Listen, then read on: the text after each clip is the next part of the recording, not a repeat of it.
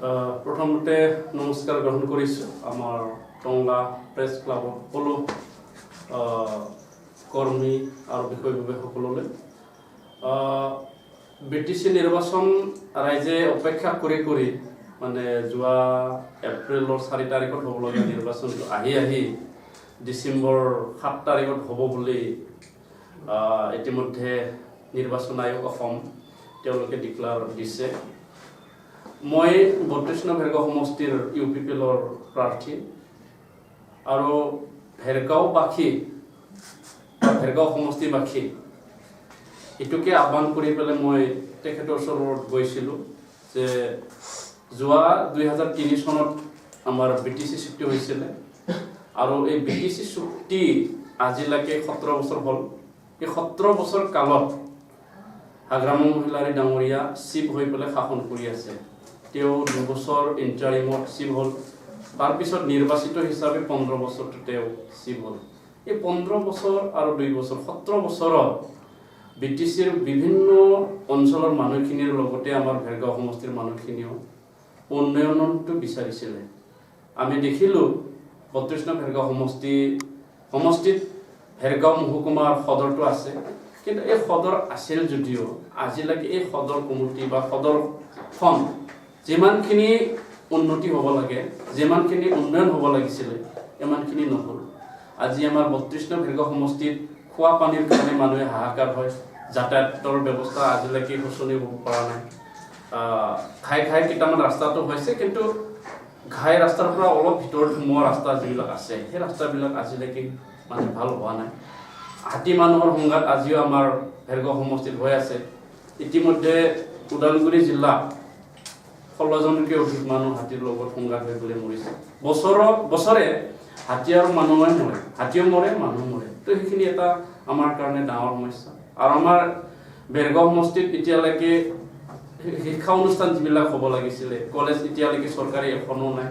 Higher secondary এখন আছে মাত্ৰ, সেইটো আৰ্টছ ষ্ট্ৰীম অৰ্থাৎ কলা মাত্ৰ, তাত বাণিজ্য আৰু বিজ্ঞান শাখাটো এতিয়ালৈকে অন্তৰ্ভুক্ত হোৱা নাই। গতিকে উন্নয়নটো চবেই বিচাৰিছে আৰু যুৱক যুৱতীবিলাকে যিবিলাক শিক্ষিত যুৱক যুৱতী তেওঁলোকে সংস্থাপনটো বিচাৰিছে, সংস্থাপনটো নাপালে। তাৰ কাৰণে ৰাইজে এইবাৰ পৰিৱৰ্তন বিচাৰিছে আৰু পৰিৱৰ্তন কৰিবৰ কাৰণে আমাৰ ৰাজনৈতিক দল হিচাপে UPPLক বিকল্প এটা দল হিচাপে তেওঁলোকে বাছনি কৰিছে আৰু সেই হিচাপে এইবাৰ UPPLক ভোট দিব। আৰু আমাৰ 32 নং ভেৰগাঁও সমষ্টিৰ ৰাইজেও মোক আগবাঢ়ি লৈছে, বিভিন্ন জাতি জনগোষ্ঠীৰ মানুহ তেওঁলোকেও মোক UPPLৰ কেণ্ডিডেট হিচাপে মোক আগবাঢ়ি লৈছে আৰু সেইটো কাৰণে UPPLৰ প্ৰাৰ্থী হিচাপে মই 32 নং ভেৰগাঁও সমষ্টিৰ সকলো জাতি জনগোষ্ঠীৰ পৰা ভোট পাম বুলি বা তেওঁলোকে মোক সহায় কৰিব বুলি মোৰ দৃঢ় বিশ্বাস আছে। যথেষ্ট সহায় কৰি আছে, কাৰণ ৰাইজ পৰিৱৰ্তন বিচাৰিছে আৰু পৰিৱৰ্তন নহ'লে কেতিয়াও উন্নয়ন নহয়। এটা ঠাইতে যেতিয়া থাকি থাকোঁ আমি, এজন বুঢ়া মানুহকে আমি শাসন কৰিবৰ কাৰণে দায়িত্ব দি থাকি ঘৰখন কেতিয়াও উন্নতি নহয়। ঘৰখন উন্নতি কৰিবৰ কাৰণে আমি নতুন কথা চিন্তা কৰিব লাগিব, নতুন প্ৰযুক্তি আমি আনিব লাগিব। ঠিক তেনেধৰণৰ আমাৰ BTC অৰ্থাৎ BTRখন উন্নতি কৰিবলৈ হ'লে আমাক পৰিৱৰ্তনটো অতি প্ৰয়োজন।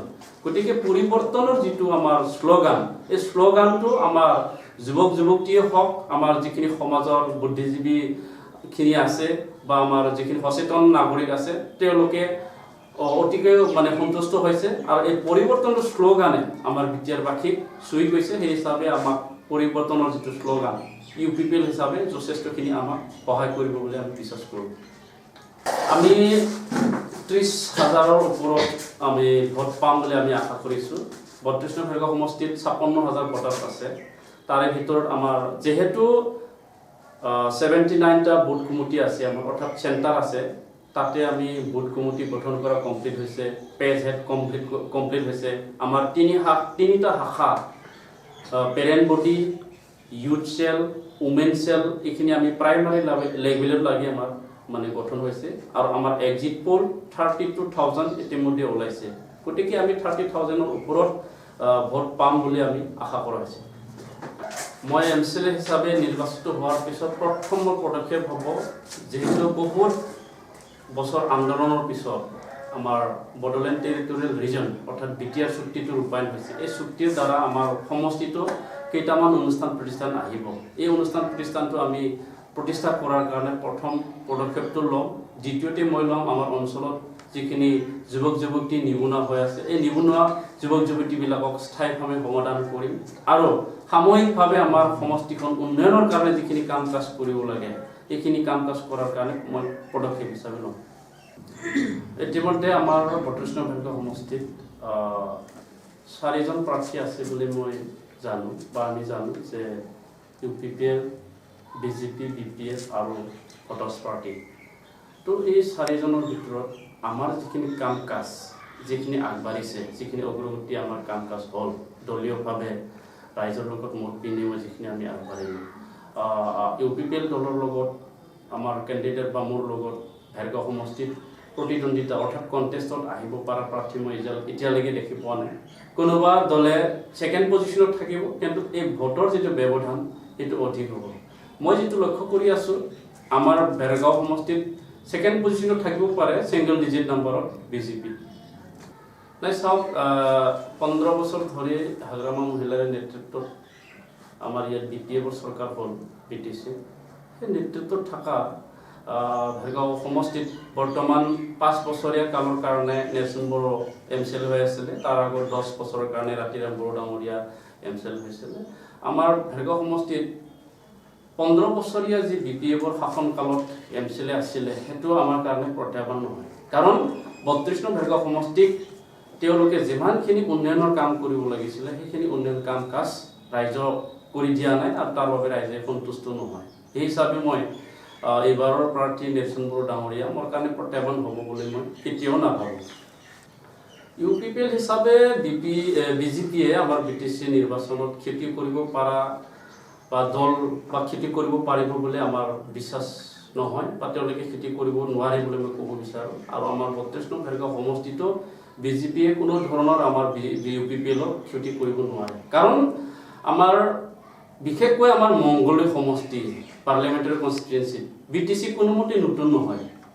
নাৰায়ণ বৰকটকী 5 বছৰ MP হ'ল, ৰমেন ডেকা ডাঙৰীয়া 10 বছৰ MP হ'ল, 15 বছৰ কাল ইয়াত MP হ'ল, তাৰপিছত এতিয়া দিলীপ শইকীয়া MP হৈ আছে। তো 10-15 বছৰ MP থকাৰ পিছতো আমি এই ওদালগুৰি জিলা যিখিনি আছে আমাৰ মংগলদৈ সমষ্টিৰ অন্তৰ্গত আমাৰ ভেৰগাঁও সমষ্টিও পৰে। তো কেন্দ্ৰীয় আঁচনিয়ে হওক, এজন MP হিচাপে মেম্বাৰ অফ পাৰ্লিয়ামেণ্ট হিচাপে ৰাষ্ট্ৰীয়ভাৱে আমাৰ অঞ্চলখন কেনেকৈ আগুৱাই নিব পাৰে তাৰ কাৰণে কাম কৰা আমি কোনোমতে দেখা নাপালোঁ। সেইটো কাৰণে আমি আমাৰ সমষ্টিয়ে হওক, আমাৰ ওদালগুৰি জিলাই হওক বা আমাৰ মংগলদৈ সমষ্টিতে হওক, BJP আমাৰ কাৰণে নতুন নহয়। গতিকে আমি BJPয়ে আমাক যে প্ৰত্যাহ্বান কৰিব বা আমাক ক্ষতি কৰিব পাৰিব সেইটো আমি বিশ্বাস নকৰোঁ। আৰু আমাৰ BTCবাসী বা কাউন্সিলৰ যিখিনি আছে, কাউন্সিলত আচলতে ৰাষ্ট্ৰীয় পৰ্যায়ৰ ৰাজনীতিবিলাকৰ কাম ইয়াত মানে তেওঁলোকৰ যিটো নীতি আৰু তেওঁলোকৰ কাম কাজ কৰা সেইটো আমাৰ কাউন্সিলৰ বা পৰিষদৰ ইয়াত তেওঁলোকৰ হেৰিটো নিমিলে, কাম কাজটো নিমিলে। গতিকে আমাৰ BTCৰ ৰাইজ এইবাৰ কোনো পাৰ্টিকে চিনি পোৱা নাই, কোনো ছবিকে চিনি পোৱা নাই। এইবাৰ চিনি পাইছে UPPLক, এইবাৰ চিনি পাইছে ট্ৰেক্টৰক। গতিকে এইবাৰ যিখিনি BJP উত্থান হৈছে তেওঁলোকে ভাবিছে, কিন্তু উত্থান হৈছে যদিও মানে 2-এটা BPFৰ মানুহ BJPত গৈছে সেইটো বেলেগ কথা, কিন্তু UPPLৰ মানুহ যিখিনি আহিছে আজিলৈকে BJPত আকৌ পুনৰাই ঘূৰি যোৱা নাই। বৰঞ্চ BJPৰ যিখিনি কৰ্মী আছে তেওঁলোকে আমাৰ দলত আহিছে। গতিকে BJPক আমাক ক্ষতি কৰিব সেইটো আমি নাভাবোঁ।